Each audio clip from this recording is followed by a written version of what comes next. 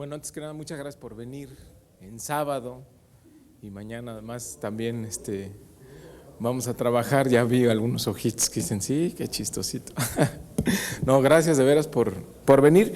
Pero bueno, queríamos informarles de algo muy importante que va a ocurrir mañana. Estamos citando ya a continuar la reunión de Comisiones Unidas de Puntos Constitucionales del Distrito Federal y de Estudios Legislativos, que, como ustedes recordarán, hace un año exactamente, hoy se dejó pendiente esa reunión, se dejó la convocatoria abierta y pues hace un año pues ya no hubo tiempo de regresar, completar el dictamen y pasarlo al Pleno. Se cerró el periodo sin que hubiera reforma política de la ciudad. Afortunadamente este año ha sido muy difícil, ha sido un año de largas negociaciones entre todos los partidos políticos, pero como les había adelantado desde hace algún tiempo, pues ya existe un gran acuerdo sobre la reforma política de la ciudad. Evidentemente, como en todos los asuntos, habrá algunas diferencias, algunos pequeños detalles, pero que ya no podemos posponer más. Es decir, podemos ya dictaminar, señalar esas diferencias, encorchetarlas, como normalmente decimos aquí en las cámaras, y que se discutan en el Pleno. Entonces, la ruta a seguir será mañana a las 3 de la tarde, están convocadas las Comisiones Unidas, Puntos Constitucionales, Estudios Legislativos y Comisión del Distrito Federal, para votar el dictamen en comisión y que pase a primera lectura en la sesión que tenemos en el Senado mañana a las 5 de la tarde. De tal manera que el lunes, en nuestro último día de sesiones, se discutiría, se debatiría ya el dictamen y se aprobaría en el Pleno del Senado de la República. Con esto el Senado pues cumpliría con esta tarea, con esta misión que nos propusimos en la Comisión del Distrito Federal desde que fue instalada, que en esta legislatura completáramos por fin la reforma política de la ciudad. Entonces, esa será la ruta. Lo que sigue para reforma, bueno, tendrá que ir a la Cámara de Diputados, tendrá que aprobarse en Cámara de Diputados, si no hay cambios y ya no regresa al Senado. Entonces tendría que aprobarse por las legislaturas estatales, porque es una reforma constitucional. Una vez que se tenga esta reforma aprobada por 16 legislaturas, entonces ya se declararía la reforma constitucional. Esa sería la ruta y empezaría a tener efectos en la Ciudad de México. Hay que decir que por los tiempos en los que estamos y por la trascendencia y magnitud de lo que va a detonar la reforma política, muchas de sus disposiciones, muchas de las cuestiones que está tratando la reforma van a empezar a cobrar vigencia a partir del 2018. Entonces, es una buena reforma para la ciudad, va a lograr la ciudad por fin tener su autonomía, va a ser una entidad federativa con la consideración de ser la capital de la República y sede de los poderes federales. La Asamblea Legislativa será un congreso local que podrá formar parte del constituyente, es decir, cuando se reforme la Constitución, pues los habitantes de la Ciudad de México ya van a poder opinar a través de su órgano representativo, que será su congreso local. El Poder Judicial tendrá las mismas atribuciones que tienen el Poder Judicial en los estados de la República, lo mismo que el Ejecutivo tendrá pues plenas facultades y capacidades como la tienen los gobernadores. Se reconoce la condición de capitalidad, lo cual es un avance importante para establecer fondos que pues reconocen el costo de la ciudad de ser la capital de la República. También se reconoce pues esta nueva realidad urbana, esta relación necesaria que debemos tener con los municipios del Estado de México, con un municipio de Hidalgo. Hay una base constitucional por primera vez para que haya una coordinación metropolitana, lo cual va a ser una gran diferencia en la forma de relacionarse de la ciudad con el Estado de México, y también será aplicable para el resto de las zonas metropolitanas del país. Una base constitucional para establecer relaciones de coordinación metropolitana. Hay una evolución muy importante, y yo creo que esto es de los temas más relevantes para la ciudadanía, que es cómo cambia el tercer nivel de gobierno, de tener ahora delegaciones unipersonales gobernadas de manera personal por el delegado, sin ninguna participación ciudadana. Vamos a una alcaldía donde el responsable, el alcalde, tendrá que cogobernar con su consejo, con una serie de concejales que van a ser electos entre 10 y 14 y van a tener la responsabilidad de ellos, pues, de ser un contrapeso para el alcalde, de exigir mayor transparencia, de aprobarle el presupuesto y de representar las demandas de los barrios y colonias en la mesa donde se van a tomar las decisiones, lo cual estamos seguros que va a cambiar mucho la relación de los ciudadanos con el gobierno y va a contribuir mucho a que tengamos gobiernos más eficaces. Por supuesto que en la Constitución local tendrá que definirse con mayor claridad cuáles serán las responsabilidades de las alcaldías y cuáles serán las responsabilidades del gobierno central. Un tema que ha llamado mucho la atención, dicen, bueno, ¿qué va a pasar con las policías? ¿Va a haber policías ahora dependientes de las alcaldías? ¿Se va a partir la policía de la Ciudad de México en 16? No, la policía va a seguir siendo un mando único en la Ciudad de México, porque esto, pues, evidentemente ha ofrecido grandes ventajas a la ciudad y es parte también de la explicación de por qué tenemos mucho mejores condiciones de seguridad en la capital que en muchas entidades federativas. Otros servicios, por ejemplo, el drenaje, el sistema de aguas, el metro, pues tendrán también una lógica central. El gobierno central es quien deberá seguir proveyendo estos servicios públicos. Otra cuestión importante es que el financiamiento, la deuda de la Ciudad de México la seguirá aprobando el Congreso de la Unión, y pues les diría que esos son de los rubros más importantes a destacar dentro de esta reforma política. Creo que hay que reconocer el esfuerzo y las aportaciones de todos los partidos quienes han estado interviniendo en esta reforma, y creo que es, insisto, una muy buena reforma para la ciudad. Hola, señor. Gracias. Buenos días. En este sentido, uno de los puntos de divergencia es el Congreso Constituyente, la integración.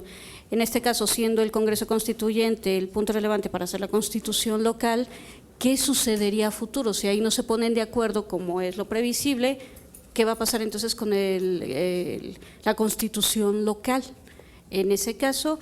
Y otra más, el PAN pareciera que últimamente está como que en un vaivén, de repente dice sí, vamos a aprobar tal o cual tema, pero a la mera hora se hacen para atrás. ¿Se correría otra vez el mismo riesgo en el caso de la reforma política y que nuevamente en este periodo legislativo quede pendiente? Gracias. Mira, del Congreso Constituyente hay dos posturas. La primera, que es lo que está en el dictamen, que dicen, la Asamblea Legislativa se le van a dar facultades extraordinarias para que sea también Asamblea Constituyente. Entonces, que a partir del 2015, 2018, haya un plazo para que la Asamblea Legislativa, electa en el 2015, elabore la Constitución. Ese es como está en el proyecto de dictamen. Hay quienes decimos, y bueno, yo presenté una iniciativa, que como se trata de construir nada menos y nada más que el documento más importante en la historia de la capital de la República, en la historia de la Ciudad de México, tiene que haber la elección de un constituyente que tenga expresamente la responsabilidad de redactar la Constitución y una vez que termine con esta tarea, pues extinga su tarea. Eso le daría una mayor legitimidad, podríamos pensar en fórmulas de representación más allá del sistema de partidos, es decir, que pudieras invitar a ciudadanos sin partido, a ciudadanos distinguidos, a representantes de organizaciones, a científicos, a personalidades, que tuvieras un constituyente pues que fuera mucho más representativo de lo que es actualmente la ciudad y que esto te garantizara que llegaras a una constitución pues muy moderna, muy progresista, que sea un reflejo de lo que actualmente somos los mexicanos, que tengamos un debate muy serio de los derechos, obligaciones que se van a plasmar ahí y que tengamos la mejor constitución que se haya hecho en este país. Entonces, esas son las dos posturas. ¿Qué va a pasar? Bueno, si hay diferencias, pues se tendrán que debatir en el Pleno y ahí será lo que diga la mayoría. Entonces, creo que no hay, digamos, por qué hacer de esta diferencia pues un motivo para que la reforma no avance. Creo que en cualquiera de los dos caminos se está asegurando que la ciudad pues vaya a tener una constitución. Entonces, creo que debe llevarse adelante y esta diferencia pues debe debatirse en el Pleno y pues lo que diga la mayoría. Mira, con respecto al PAN, quienes hemos estado en las negociaciones y en las discusiones con ellos y con el PRI, no vemos que haya diferencias importantes. Para el PAN ha sido un tema fundamental definir o darle más alcance a la capacidad de ejecución, de gobierno, de acción por parte de las alcaldías. Ahí lo que te diría es que el avance fundamental y lo que va a ser la gran diferencia con respecto de lo que tienes ahora, ya se logró, que es darles la autonomía presupuestal. Es decir, que el alcalde tenga una completa autonomía en el ejercicio de su presupuesto. Y esto tiene toda la lógica, ¿por qué? Pues porque ya vas a tener un consejo, vas a tener concejales que son el contrapeso, esta especie de cabildo, que va a ser incluso quienes van a aprobar el presupuesto. Entonces, si tienes un contrapeso ya en el gobierno de la alcaldía, pues tiene sentido que le des autonomía en la gestión presupuestal. Entonces, te diría que hay un logro pues ya muy importante, digamos que estaría subsanada esa petición de Acción Nacional. Y bueno, donde hay posturas distintas que tienen que ver incluso con definiciones legales y políticas sobre el constituyente y además distintas formas de, primero, de interpretar lo que ha ocurrido históricamente en nuestro país y segundo, de quienes pensamos en que nuestra democracia debe avanzar hacia una democracia participativa. Bueno, pues son visiones distintas, ¿no?, que tendrán que confrontarse en el Pleno, pero que en cualquier caso, pues cualquier camino que se adopte, pues garantizará que la Ciudad de México tenga su Constitución. Senador, ¿cómo está? Buenos días. ¿Cómo estás, Santos? Oiga, la pregunta es, obviamente para que llegue al Pleno debe de pasar en comisiones. Mañana sería esta sesión. ¿Ya están los consensos? ¿Quiénes están a favor para que pueda llegar al Pleno? ¿O cree que exista la posibilidad de que se puedan parar de la mesa, no hagan quórum, voten en contra y que se quede estancada nuevamente? ¿Cómo están los amarres para que nos pueda usted garantizar? Porque usted ya nos está hablando que podría aprobarse el lunes y ni siquiera hemos dado el primer paso, ¿no? No. Bueno, te diría que están todas las condiciones dadas, pero efectivamente, Santos, el año pasado también estaban las condiciones dadas para que se aprobara la reforma. Ha habido un año de trabajo, un año de discusión, un año de debate, un año de revisión muy minuciosa de un texto, de un proyecto de dictamen. Yo lo que te diría es, por las discusiones que hay en la mesa, no hay un tema que divida, no hay un tema que ponga en riesgo la reforma. Las dos pequeños detalles que están por definirse, pues pueden perfectamente debatirse en el Pleno Y tampoco estamos hablando de temas que vayan a tirar la reforma. Es decir, no estamos, por ejemplo, en alguna discusión, malo que estuviéramos en una discusión, decir, no, es que queremos que sea el Estado 32. ¿No? Ese tipo de discusiones ya se zanjaron desde hace mucho tiempo. Estamos en un detalle en la definición de los alcances de las alcaldías, que evidentemente el paso más importante ya está, que es la autonomía presupuestal, y el resto tendrá que decidirse, porque además pues estamos dándole autonomía a la Ciudad de México, tendrá que decidirse en su constitución local. Y el tema del constituyente, pues son dos visiones, decía yo, de tu concepto de democracia participativa, de la legitimidad que le quieres dar a tu proyecto de constitución, de la participación ciudadana que quieres provocar, del tipo de documento que quieres construir, ¿no? Pero en cualquiera de los dos caminos estás garantizando que haya una constitución. Entonces, temas de fondo que dividan, que pongan en riesgo la reforma, no hay. Entonces, lo único que pudiera poner en riesgo pues es la falta de voluntad política.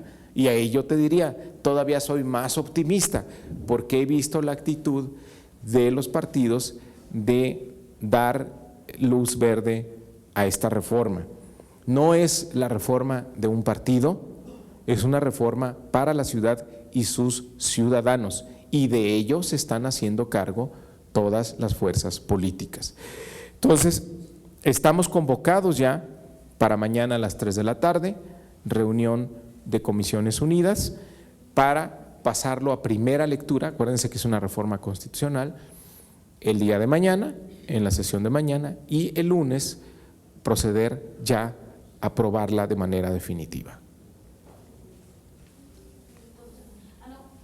Si me permite otra pregunta más.